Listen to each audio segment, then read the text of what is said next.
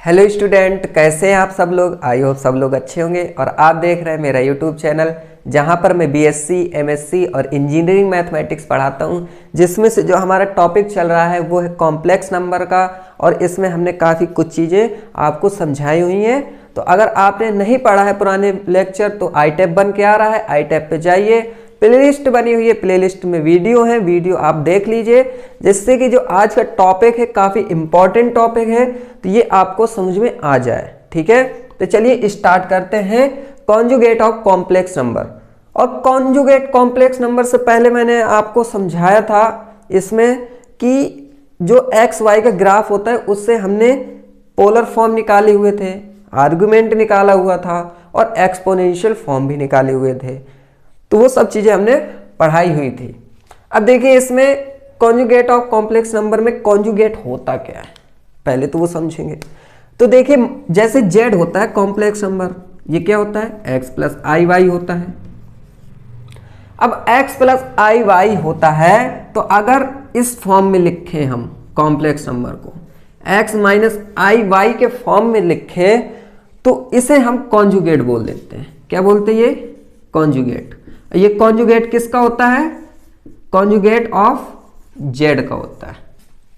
ठीक है, complex number का होता है। तो इसे डिनोट करते हैं z के ऊपर ये लगा होता है, इसे बार बोलते हैं। तो z बार से डिनोट करते हैं और इसकी वैल्यू जो होती है x माइनस आई वाई होती है और z की होती है x प्लस आई वाई।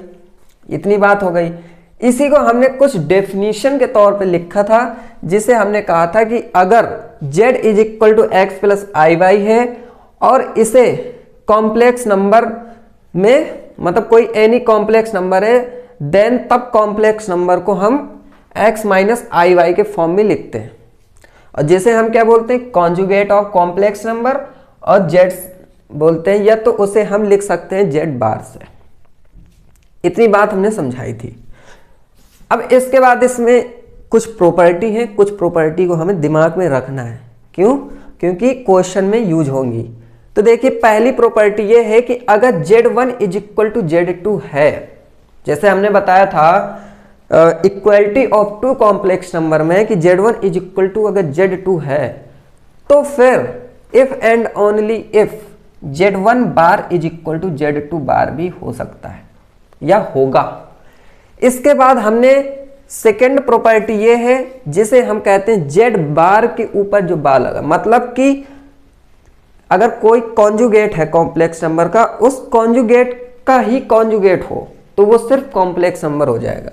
मतलब z बार के ऊपर जो बार लगा है तो इसे हम कह देंगे कि z के, मतलब कि ये कॉन्जुगेट है, इस कॉन्जुगेट का भी कॉन्जुगेट वो किसके इक्वल हो जाएगा? कॉम्प्लेक्स नंबर z के इक्वल हो जाएगा।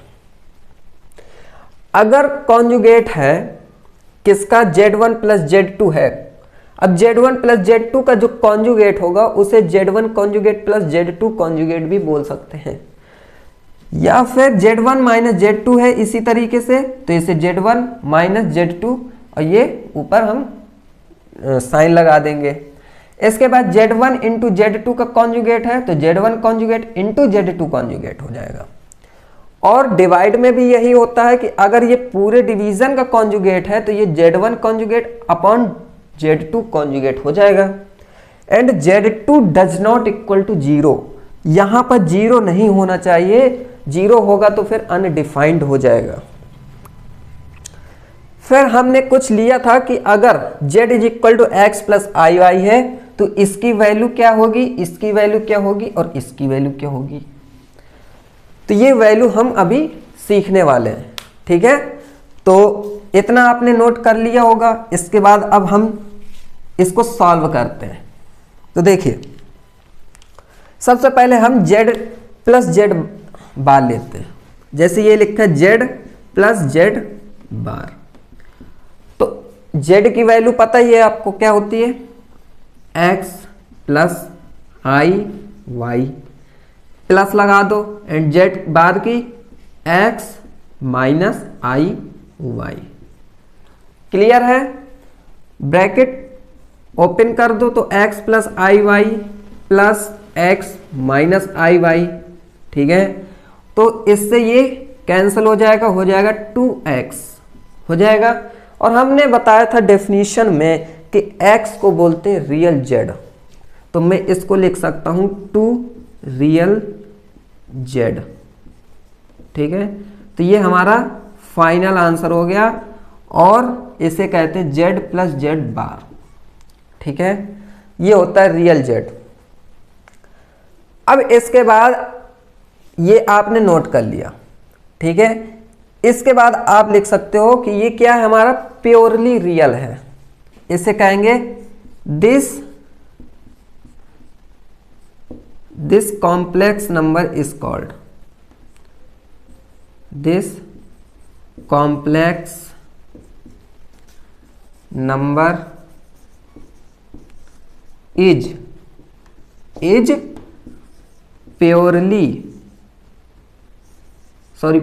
इमेजिनरी बोलेंगे, प्योरली इमेजिनरी।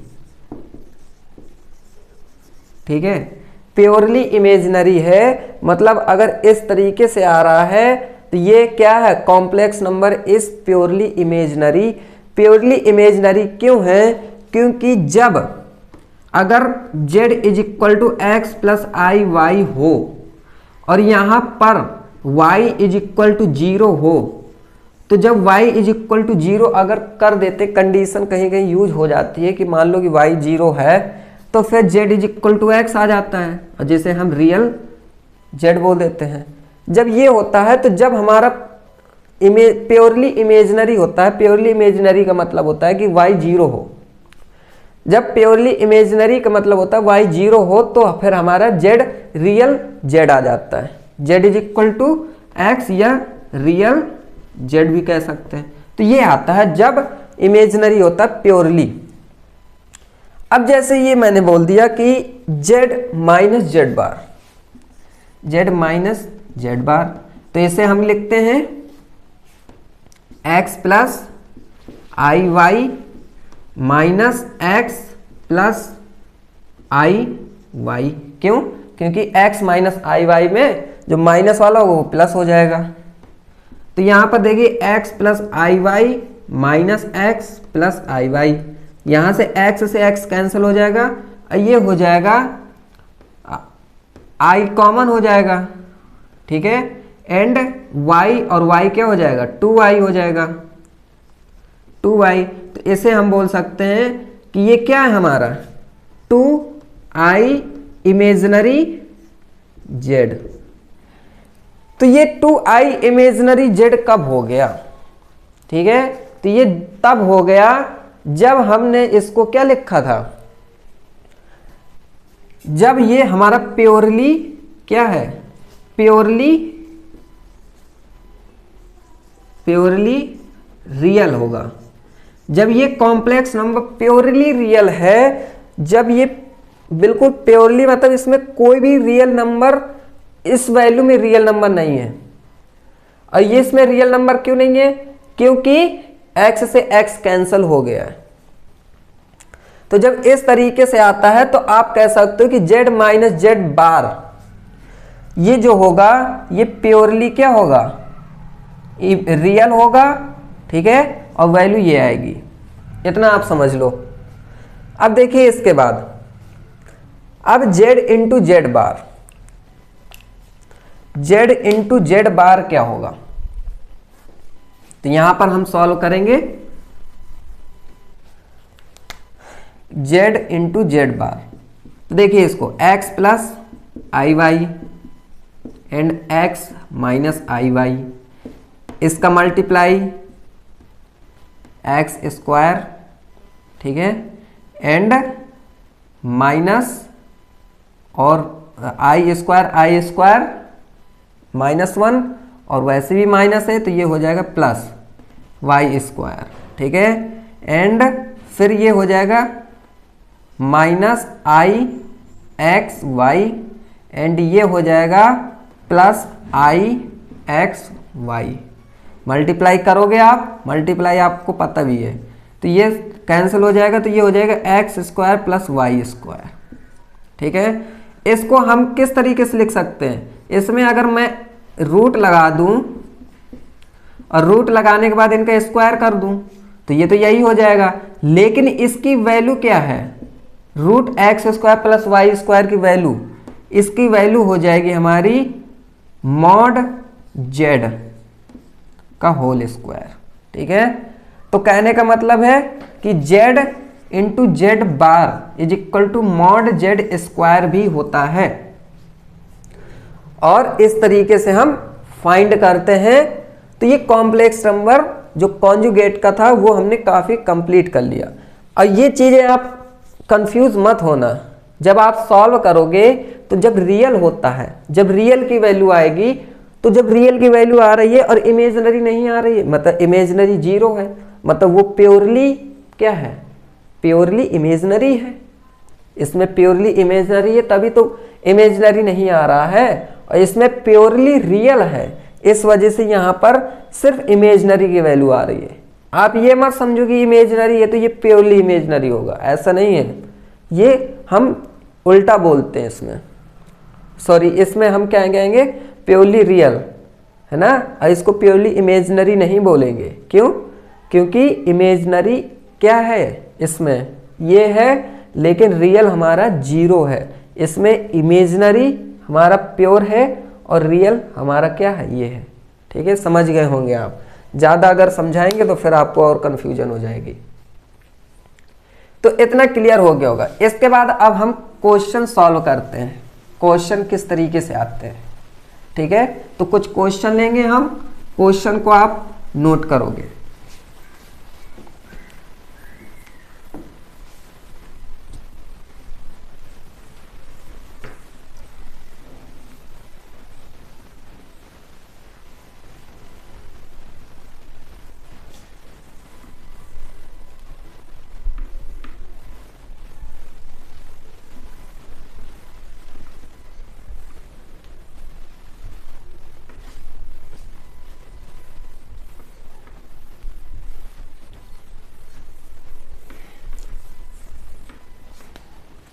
देखिए क्वेश्चन क्या है, क्वेश्चन मैं लिख लेता हूँ, ठीक है, फिर उसके बाद हम इसको सॉल्व करते हैं।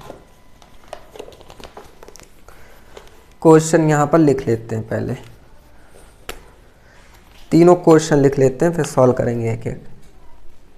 जैसे एक क्वेश्चन है कि एक्सप्रेस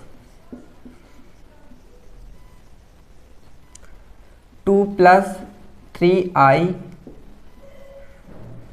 एंड 4 + 5i, इसको किस फॉर्म में लिखना है, इन फॉर्म x + iy के फॉर्म में। ठीक है, एंड क्वेश्चन जो दूसरा है वो है हमारा express 1 - i in the modulus form, modulus sorry amplitude form, amplitude पढ़ाया था ना, एम्पलीट्यूड फॉर्म, ये हो गया। एंड तीसरा क्वेश्चन ये है कि express 1 - 7i upon 2 - i square in the modulus amplitude form.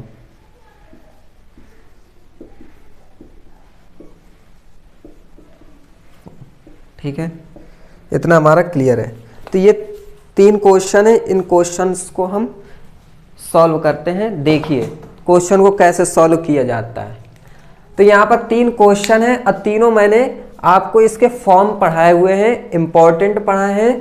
तो आपने नहीं पढ़ा तो पहले पढ़ लीजिए। जैसे ये क्वेश्चन है 2 + 3i एंड यहां पर 4 + 5i।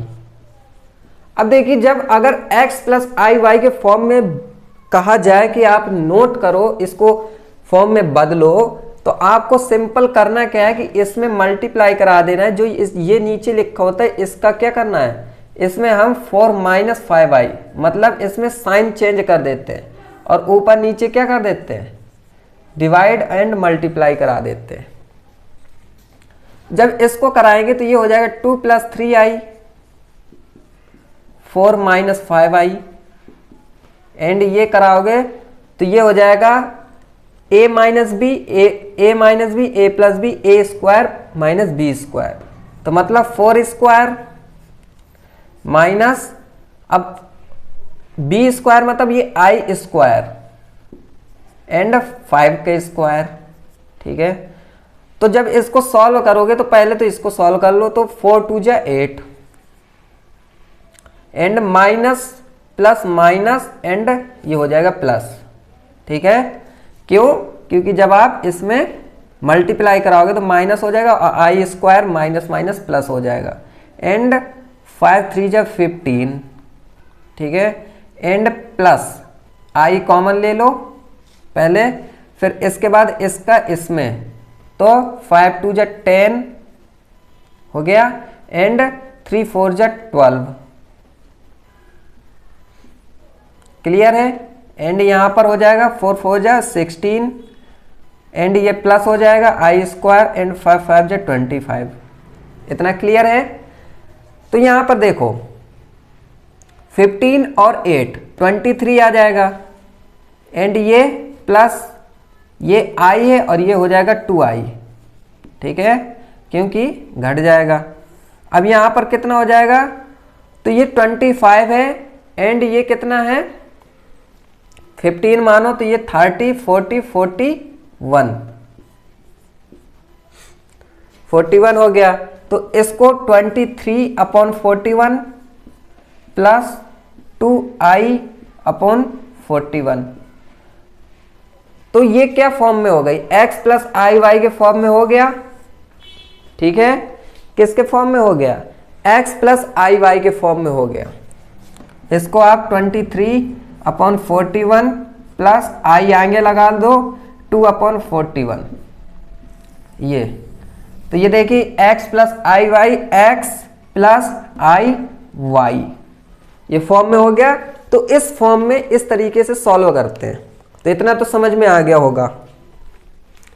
अब इसके बाद दूसरा क्वेश्चन सॉल्व करते हैं। तो इसको इरेज कर दूं, मैं नोट कर लिया होगा। देखिए दूसरा क्वेश्चन भी काफी अच्छा है। जैसे ये 1 - i है in the modulus amplitude form में है।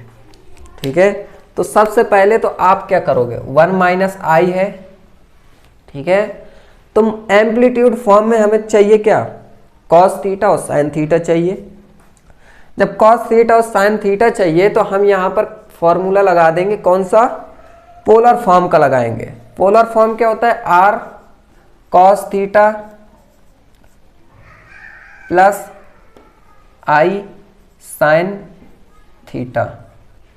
ठीक है, cos theta plus i sin theta ये होता है। कंपेयर करा दो तो पहले तो आप क्या करोगे? 1 - i है, r का अंदर मल्टीप्लाई करा लो plus r i sin theta करा लिया। अब कंपेयर जब कराओगे तो ये रियल है तो रियल के साथ रियल जाएगा, तो r cos थीटा = 1 हो जाएगा एंड ये हो जाएगा r sin थीटा = -1 हो जाएगा। तो इनको आप इक्वेशन फर्स्ट मान लो और इसको आप इक्वेशन सेकंड मान लो। इतना कर लिया। अब देखिए यहां पर हमें r की वैल्यू चाहिए। r की वैल्यू क्यों चाहिए? क्योंकि जब एम्पलीट्यूड फॉर्म लगाते हो तो उसमें आपने लगाया था, याद करो फॉर्मूला। फॉर्मूला क्या था हमारा? cos थीटा = x/r और जैसे हम x/√x² + y² था, तो हम r की वैल्यू निकाल लें, निकल आएगा। तो r की वैल्यू निकालने के लिए कहेंगे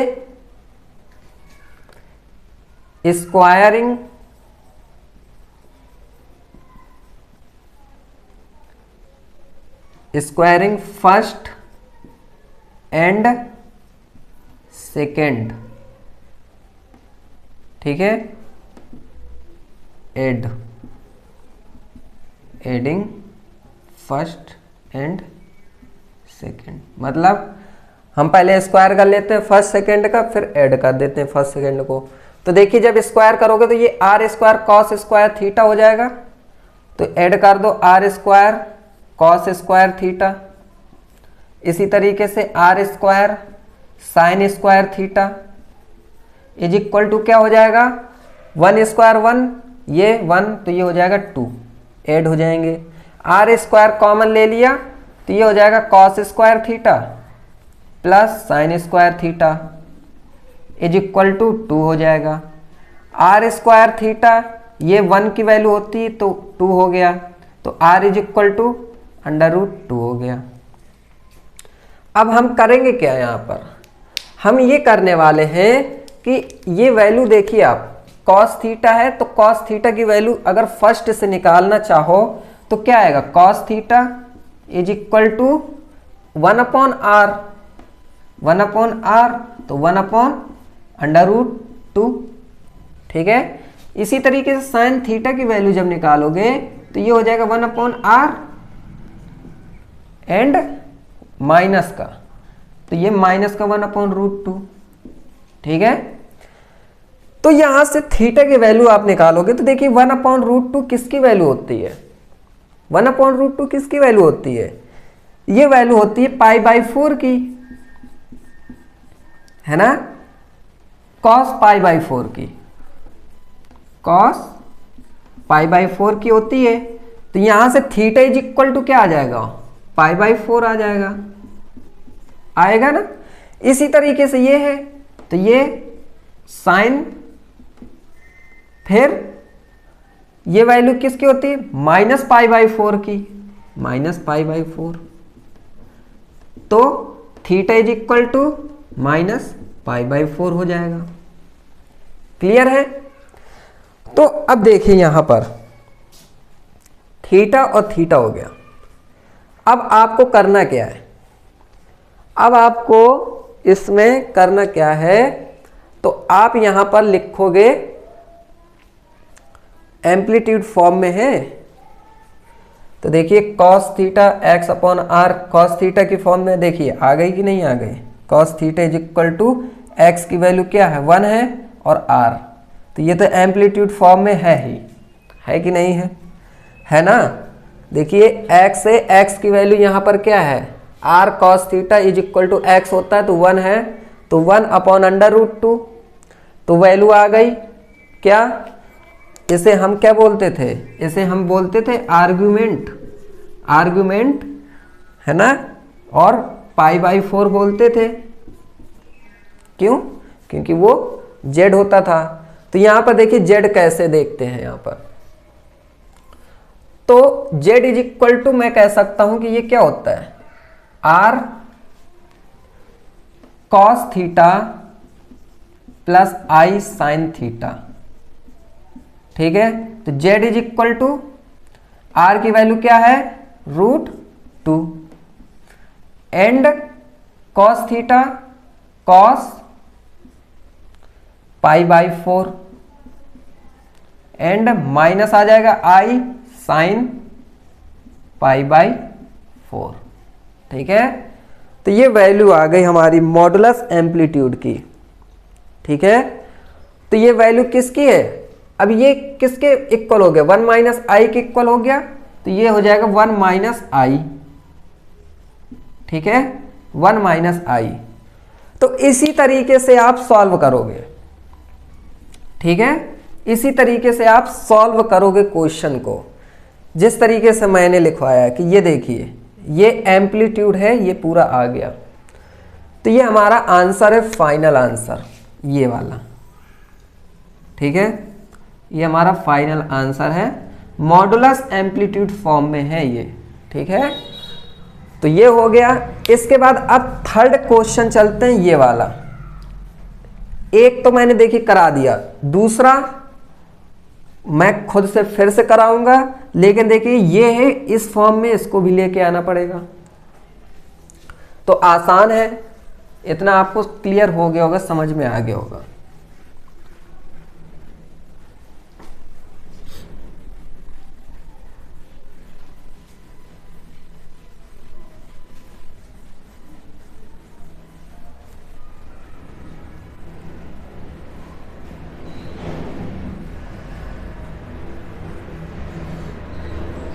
अब देखिए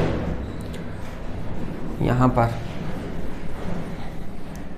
जैसे लिखा है 1 minus 7i and 2 minus I square, ठीक है, इतना है। तो हम क्या करेंगे कि यहां पर 1 माइनस 7i है कि नहीं है, अपॉन में इसका स्क्वायर खोल देंगे तो ये हो जाएगा 4 आई स्क्वायर मतलब +1, क्यों +1 क्यों होगा, -1 होना चाहिए यहाँ पर, है ना, x square plus Y square मतलब आई स्क्वायर एंड -2xi तो 2 4i, क्लियर है। तो ये क्या हो जाएगा 1 माइनस 7i अपॉन में 3 माइनस 4i, इतना क्लियर है, 3 माइनस 4i। अब देखिए ये फॉर्म है तो इसको हम क्या करेंगे, इस फॉर्म में बनाएंगे, क्यों, क्योंकि इस फॉर्म में बनाएंगे तो ये फॉर्म बनेगा। तो ये फॉर्म बनाने के लिए हम क्या करेंगे 3 + 4i अपॉन 3 + 4i कर दिया। अब यहां पर देखिए आप इन दोनों का मल्टीप्लाई करा दोगे तो ये हो जाएगा 3 एंड प्लस 7 4 जा 28, ठीक है, एंड फिर इसके बाद ये हो जाएगा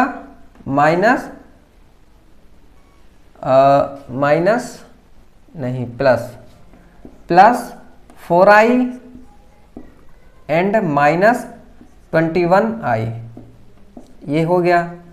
यहाँ पर 3 स्क्वायर मतलब 9 एंड प्लस 4 4 जा 16, इतना क्लियर है, समझ में आया।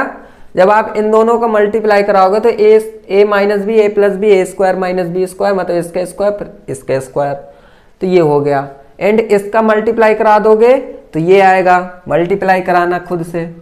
फिर देखिए यहाँ पर 28 और 3 है 31 हो गया, एंड ये कितना हो गया, ये घट जाएगा तो ये आ जाएगा सिर्फ माइनस का आएगा और ये आ जाएगा हमारा 17, है ना, 17i अपॉन 16 और ये 4 और 25, तो ये हो जाएगा 31 अपॉन 25 माइनस 17 अपॉन 25i, इतना क्लियर है, इतना क्लियर होगा, ओके। यहां पर रुक जाओ, यहाँ पर तो स्टूडेंट वीडियो कट हो गया था, इस वजह से मुझे पता ही नहीं चला कब कट हो गया, तो चलिए कोई दिक्कत नहीं है। तो यहाँ पर ये मिस्टेक थी कि हमारा जो क्वेश्चन था, क्वेश्चन में यहाँ पर माइनस मैंने लगा दिया था, पर हमें यहाँ पर प्लस रखना है, ठीक है, प्लस रख लीजिएगा क्वेश्चन में। तो देखिए जब प्लस रख लेंगे तो इनका मल्टीप्लाई कराओगे तो इस तरीके से आएगा। इसके बाद जब इसको सॉल्व करेंगे तो 28 में 3 जाएगा तो 25 हो जाएगा, एंड ये प्लस 4 और 21 25 हो जाएगा, ये i हो जाएगा, और नीचे 25 आएगा तो ये आ जाएगा -1 प्लस i, ठीक है, क्यों, क्योंकि इसका इसमें डिवाइड एंड इसका इसमें डिवाइड हो जाएगा। तो पिछले क्वेश्चन की तरीके से इसमें भी वही निकालना है, तो हम लिखेंगे r cos theta plus i sin theta. इतना करने के बाद यहां से r cos थीटा की वैल्यू निकालेंगे तो ये हो जाएगी -1, एंड r sin थीटा की वैल्यू निकालेंगे तो ये हो जाएगी +1।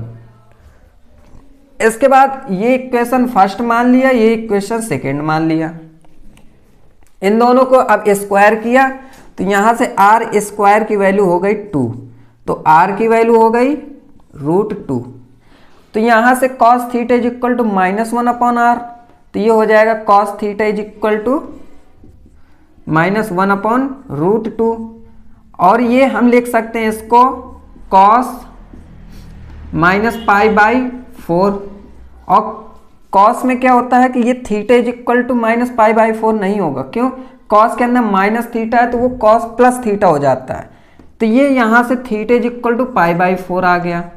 इसी तरीके से साइन थीटा में निकाल लिया, साइन थीटा में 1/√2 आएगा एंड ये हो जाएगा साइन π/4। ठीक है, तो यहाँ से थीटा इज इक्वल टू π/4 आ गया। अब इतना आने के बाद थीटा की वैल्यू और आर की वैल्यू हम यहाँ पर रख देंगे, तो ये हो जाएगा हमारा यहाँ पर -1 plus i is equal to √2 cos π/4 and plus i sine π/4। तो ये हमारी देखिए आंसर है, ये फाइनल आंसर हो गया हमारा। तो इसी तरीके से क्वेश्चन सॉल्व किए जाते हैं। हमने 3 क्वेश्चन लिए थे एग्जाम्पल के तौर पे। अब आप खुद से लगाएंगे, खुद से सॉल्व करेंगे, समझ में आएगा ये। तो वीडियो पसंद आया है तो वीडियो को लाइक कर लो एंड चैनल को सब्सक्राइब जरूर से जरूर कर लो, ताकि मेरी जितनी वीडियो हैं वो आपको समझ में आ जाएं और टाइम पे मिलती रहें। और आज का जो टॉपिक है ये चैप्टर कॉम्प्लेक्स नंबर यहीं कंप्लीट होता है। इंटर वालों के लिए बेसिक यहीं तक था, इसके बाद अब बीएससी और एमएससी के लिए है। तो यहाँ से हम एनालिटिक फंक्शन पर जाएंगे, वो नया चैप्टर होगा एंड वो हम नेक्स्ट लेक्चर में पढ़ेंगे। आज के लिए इतना ही है, मिलते हैं नेक्स्ट लेक्चर में। तब तक के लिए thank you very much and goodbye and all the best.